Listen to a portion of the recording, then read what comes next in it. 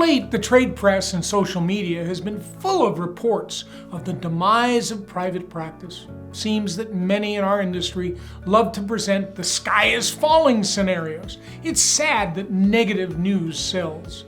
Having observed our industry for 50 years, I bring a bit of perspective to the current market. Perhaps history can provide some guidance about our future. Let's take a look. I remember it well. A report by the consulting firm Arthur D. Little back in the early 1980s warned our industry that radial keratotomy would eliminate the need for eyewear. I remember that at least one owner of a frame importing company put his business up for sale on the news. Well, we now know the impact of Eyecare and later LASIK on our market. Did every frame and lens company fold? Has demand for eyewear dropped?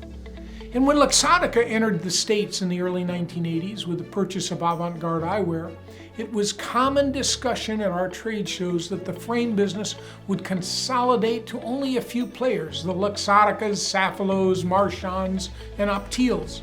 All the rest of the eyewear companies would be forced out of business. Today, we know the real story. At every Vision Expo, there are a dozen or more new frame distribution startups. And since the early part of this century, the Essilors, Hoyas, and VSPs of our world have been buying up independent laboratories. Prognosticators predicted that we'd be left with only a few lab networks with which to deal. But almost daily, we learn of new independent labs opening, some with very interesting business models.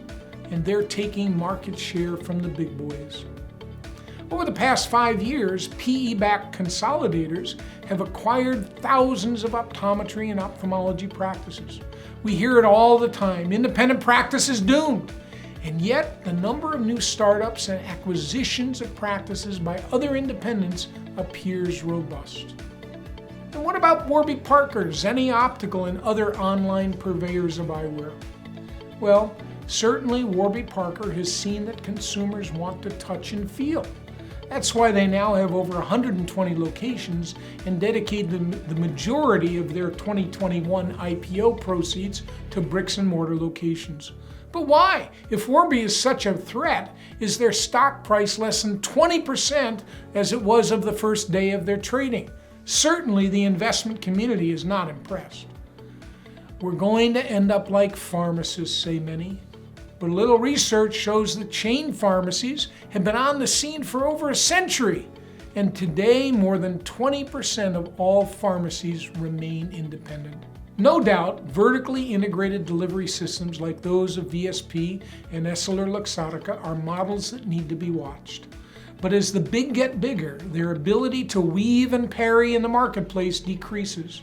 And as we've seen with such industries as the restaurant business, the chain model has its definite shortcomings. Indeed, independent restaurants are opening at warp speed.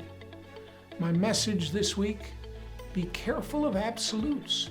The sky is not falling on independents. Indeed, opportunity is all around you. But just hanging out your shingle isn't enough. Today's market demands more. Today's market demands innovation.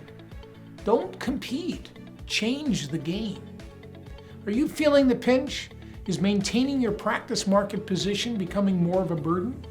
There's no reason to go it alone.